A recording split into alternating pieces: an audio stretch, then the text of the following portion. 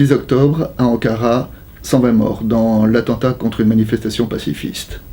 31 octobre, péninsule du Sinaï, explosion d'un avion russe, 240 morts. 12 novembre, à Beyrouth, attentat dans un quartier chiite, 44 morts.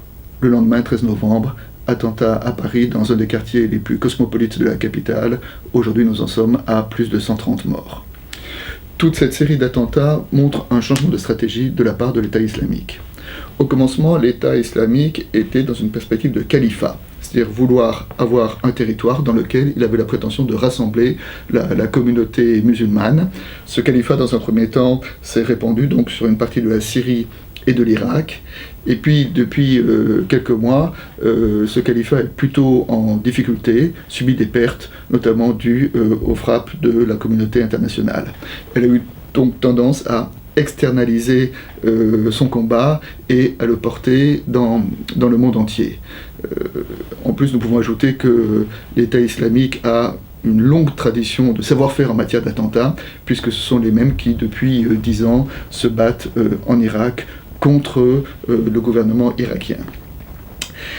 Cet État cherche et trouve dans le monde entier des jeunes en déshérence qui sont intoxiqués par un discours millénariste et qui sont prêts à chercher un sens dans leur vie en donnant la mort et en se donnant la mort à eux-mêmes. Alors maintenant donc nous sommes effectivement dans une situation de guerre. Dans cette situation, quel type de réponse pouvons-nous apporter ? Alors d'abord, il y a bien sûr une réponse sécuritaire. Cette vidéo est enregistrée mercredi matin, alors que nous venons d'apprendre qu'il y a eu effectivement une attaque cette nuit à Saint-Denis, où apparemment un attentat aurait été déjoué. Les services sécuritaires sont de plus en plus compétents pour essayer de mettre fin à ces attentats, mais personne ne sait s'ils y arriveront toujours, et dans ce domaine-là, chaque échec se solde par des dizaines de morts.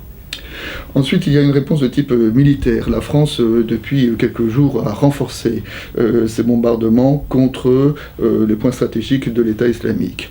Alors, faut-il le faire ? Peut-être faut-il le faire, mais en tout cas, il ne faut pas oublier les leçons de l'histoire, et que l'État islamique est quand même le fruit de l'invasion américaine en Irak, qui lui-même est la conséquence des attentats du 11 septembre. Donc savoir que peut-être y a-t-il une réponse militaire, mais en tout cas il n'y aura pas de solution qui ne passe par une dimension diplomatique, et notamment une dimension diplomatique qui laisse une place juste à toutes les populations au Moyen-Orient, et notamment aux minorités sunnites dans les lieux où elle est en minorité. Enfin, troisième réponse, une réponse de type spirituel. La rhétorique de l'État islamique est dans une perspective de guerre des civilisations, civilisation islamique contre civilisation occidentale. Il ne faudrait pas répondre à l'intégrisme islamique par un intégrisme laïque ou anti-musulman. On ne chasse pas les ténèbres en tapant sur l'obscurité, mais en allumant une bougie. L'Évangile nous appelle à prier pour nos ennemis.